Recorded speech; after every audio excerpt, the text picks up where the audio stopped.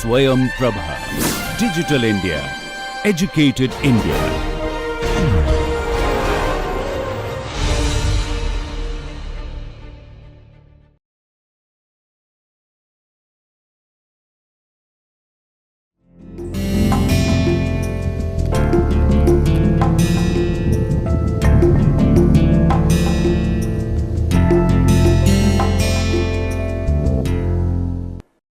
Good morning all. Welcome to another lecture on brand management.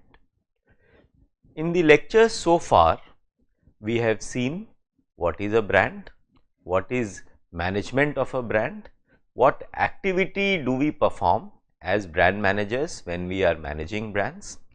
We have also seen what are brand associations, and we have seen the associations are primarily of 4 types: visual, verbal, emotional and sensory.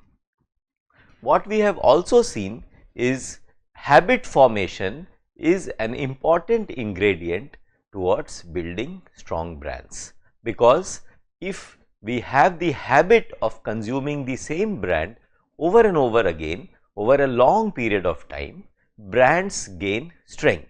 And if they gain strength, they create a space for themselves in the minds of the consumer, and that space remains relatively permanent. And because it remains relatively permanent, consumers are not willing to experiment with new brands or with another consumer experience. And that is why brands remain relatively stable and they continue to sell, they continue to occupy consumers' minds for a relatively long period of time. We also saw examples such as Tata Steel, where it has been in existence for more than 100 years and it became so strong that it allowed the company or the group, which is Tata Group, to extend itself into many other businesses which are completely unrelated to steel. Similarly, we have seen examples of Lux and so on and so forth. In today's lecture, we are going to look at the brand associations, the idea of how they perform the function of raw material in greater detail. If you recollect, in one of the lectures, we have shown a continuum of brand management where the process, the activity begins with product, the conceptualization and launching of the product, and once we complete the activity of communication, of advertising, of creating an identity for the brand, of launching various campaigns, we can hope that the brand becomes a leader. So, in that continuum, the continuum of brand management activity, we saw that the foundation of the activity rests upon brand associations, and those brand associations go on to contribute significantly in the formation of brand as a leader brand, as an iconic brand, or simply as a strong brand that continues to sell in the market for a reasonably long period of time.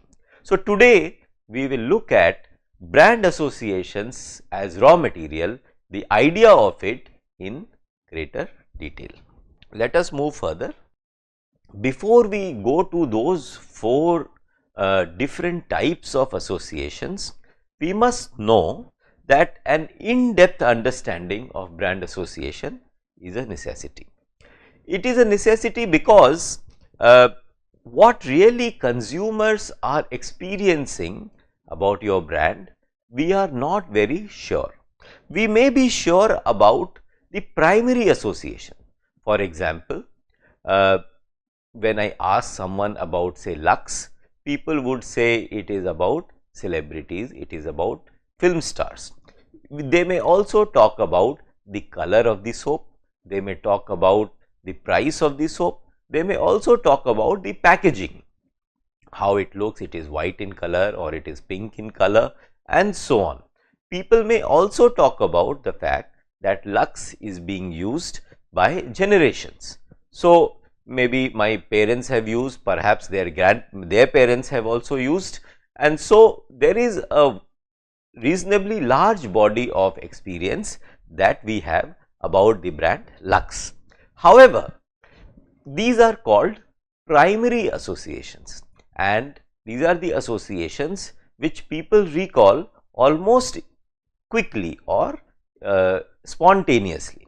However, brand managers must not be satisfied with these primary brand associations alone, because these are obvious and these are known to everybody, and therefore, they do not give any significant insight to the brand manager on which they can perform managerial interventions like launching a new campaign or creating a new product or extending the brand and so on and so forth.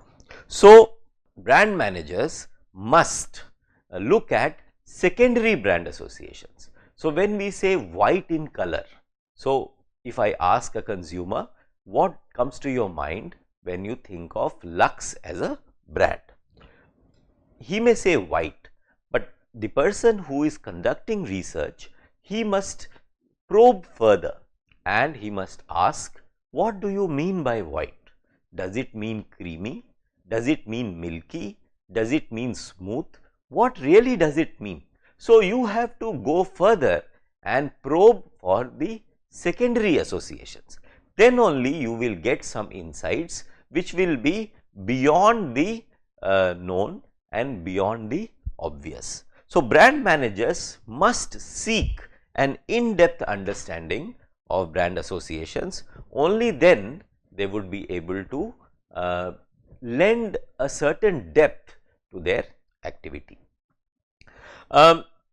This is also because when consumers experience a brand, most of their experiences are pre-conscious. Now, what does it mean when it is pre-conscious? It means that when a consumer is going about making a purchase or going about a departmental store buying things that he requires, he may not be paying sufficient attention to all the products on display. He may not be engaging with all the brands, all the products, the way they are laid out, the way they are displayed, the way they are attacking my senses. We may not pay sufficient attention. We may not even attend to their names, to their color, to their, so it is simply a passing by of products and brands that happens in a departmental store, in a store, and therefore these images go directly to our mind without really being processed by our conscious brain or by our conscious mind. They straight away go into the unconscious, and therefore we may not be even aware that they are entering our mind. Therefore, what we can also say that they are largely non-verbal in nature. Why are they non-verbal? Because we are not paying sufficient attention to the name of the brand, to the meaning that the name conveys, and what experience that brand or those brands are registering on our mind. So, since they go straight into our minds, we are not really cognizant of what is happening to us pertaining to brands and images that we are encountering every day, all the time, if we are not buying that particular product or a brand. So, what I am trying to say here is that while we may buy one particular product, but we may evaluate 10 of them or 20 of them, and those evaluations often happen unconsciously, because since there is habit, remember we spoke about habit formation. So, since there is a habit that we tend to go towards one particular brand when we are buying, it does not mean that we are not evaluating. We are evaluating, but we are doing it unconsciously. We are not processing that evaluation in a cognitive manner, and straight away we perhaps go to the brand that we prefer and buy straight away. So, as we were saying that these brand associations are not really processed by our cognitive mind, and therefore they we are not aware that they exist, and that is why it becomes very difficult to elicit them. So, while we are saying that the brand managers must obtain an in-depth understanding of brand associations, we must also be aware that these brand associations, especially the secondary or the tertiary brand associations, are very difficult to elicit, because they reside in our unconscious. They reside deep in our unconscious, and because of that, extracting them, eliciting them is not really easy, and therefore special tools are necessary so that we can extract them and perhaps understand them and then use them for our brand management activity. Let us move forward. One of the major definitions given by the great brand experts like David Acker or Jean-Noël Capferrer is as follows. You can see it on the slide. Branding as the enterprise of creating added value in the minds of consumers, that is, building perceived values beyond the observable physical value of the product, and thus differentiating the product, unquote. It means, and this is a relatively new definition, as you can see, Capferrer has given this definition in 1997 and David Acker said something similar in 1991. We know that brand has a very long history, and if you recollect one of our lectures, we were talking about how animals were being branded by the number, by the name of their owners. So, which means that the branding activity is thousands of years old. However, this definition we are talking about is just about 25 years old. So, Capferrer and Acker both are great brand experts. They are also professors at different business schools in America and in Europe, and you will do well to refer to their works while you are preparing for a course on brand management. However, let us come back to this definition, and this says that the value added that is created is about building perceived values beyond the observable physical value. So, which means that when you observe a brand, when you engage with a brand, when you purchase a brand, are you purchasing only the physical value of the product, or you are buying something more? Let us come back to Lux. Are you buying cleanliness that the soap Lux promises? Are you buying the smoothness that the soap promises to you while you apply it on your body, or you are buying a status that usage of Lux brand confers upon you, the status of being a cinema star? So, this is something that you must think about, and this is something that these two great marketing experts are also talking about in this definition, that branding is an activity where you have to build value which is beyond the observable physical value of the product. So, no matter what the product is, you must try and go beyond the physical value of the product. If you recollect, one of the examples we were giving or talking about was Finacle by Infosys. Now, Finacle, as you would recollect, is a software that is used by many banks to conduct banking transactions. But Infosys has lent its own name to it, and it has created managerial structure which would ensure consistency of experience of consumers and of bank employees who are using Finacle. So, what they are doing or what they have done is not just they have created value around the product features, but they have created value something beyond that. So, if an employee joins a bank and he realizes that this bank is using Finacle, he feels great comfort, because the bank where from he is coming also was using Finacle. Similarly, when a consumer knows that this bank runs on Finacle, which is an Infosys product, consumer will feel more confident of the bank's ability to deliver service and be trustworthy for the consumer. So, there are examples galore, but what I am trying to say is that as brand managers, our duty is to go beyond the physical value of the product and confer value which is abstract, which is in addition to that which is tangible, and that is what the definition of branding is as per Kapferer and David Acker.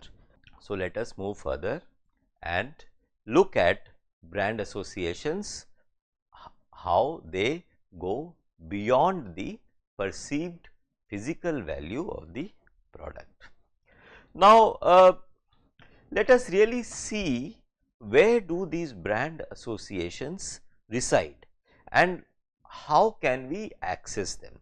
Now, if you look at this slide, it says large portion of brand perception happens under low involvement conditions and so are stored in the unconscious in non-verbal mode.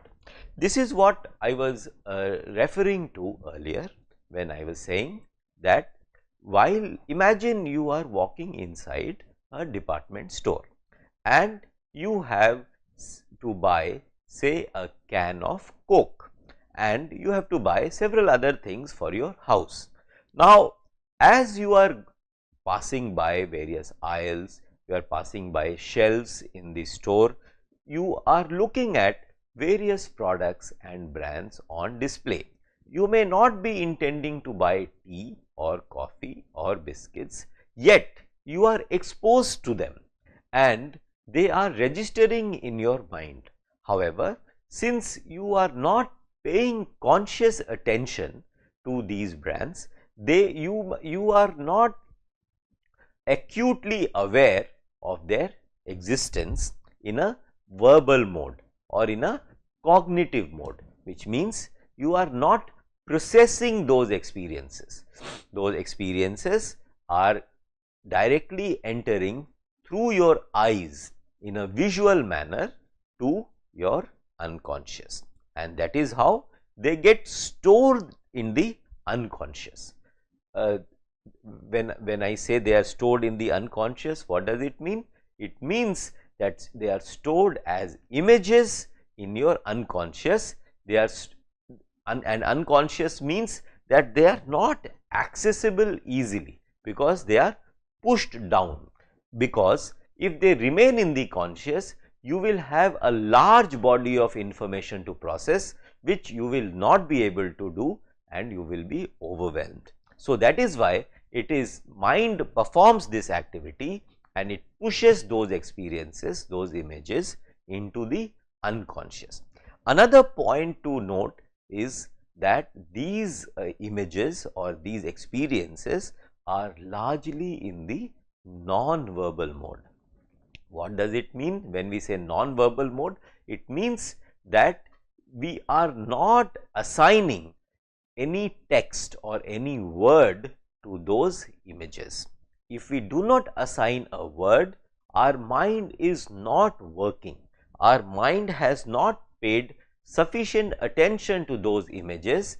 It has not processed those experiences, those images cognitively, and therefore it has not assigned a word regardless of any language. It has not assigned any word to it, and because it has not assigned any word, it is stored in the unconscious in non-verbal mode. Please remember this non-verbal mode is very important, because today all of us are so overwhelmed by language that we tend to ignore our experiences that cannot be captured with the help of language. So, and we must also know that a large part of our experience is actually visual. It is not verbal. It is not an experience. Most experiences are not the experiences to which we assign verbal descriptions. So, that is why as brand managers we must understand that our consumers are carrying impressions of our brand in non-verbal mode in the unconscious, and that is what we have to extract from the minds of the consumers. Another point that we must understand as brand managers, and especially this point which is almost a corollary to the previous point, is the limits of asking. Now, we may feel that when we are doing market survey or consumer research, we can ask consumers, what really do you think about my brand, and we are sure that consumers will be able to answer our questions. However, when we have come to this point where we see that most of the experiences are stored in the unconscious, in the non-verbal mode, we get a glimpse of the fact that even if we ask consumers what you think about my brands or what are your associations, he or she may not be able to verbalize, because he has not assigned an equivalent word to that experience. And that is why it is important that brand managers know tools which will help the brand managers to extract those non-verbal experiences that are stored in the unconscious of the consumer. What is also done, because people think that there are limits of asking and therefore we must apply other techniques, and as you can see in this slide, the other techniques can be studying and inferring from behavioral patterns, gestures and facial expressions. Now, it is also a vast body of work and scientific research where marketers are applying a large number of technology tools to study the behavioral patterns, gestures and facial expressions. In fact, in many department stores you would see that cameras are fixed with very advanced tools at the back, which will analyze even the flicker of your eyelid when you look at a brand. Sometimes in the department stores, some cues are also placed so that they can do or perform experiments on consumers as to how are they reacting to certain brands, to certain color or to certain experiences of smell or touch. So, these studies are also going on, and they all contribute to the marketing research of how and why consumers buy what they actually buy. But in this session, we would focus more on consumer memory, and we will assert that consumer memory is the primary source of retrieving brand associations, and let us understand how consumer memory can be utilized to extract these brand associations with which brand managers can work better. Thank you very much.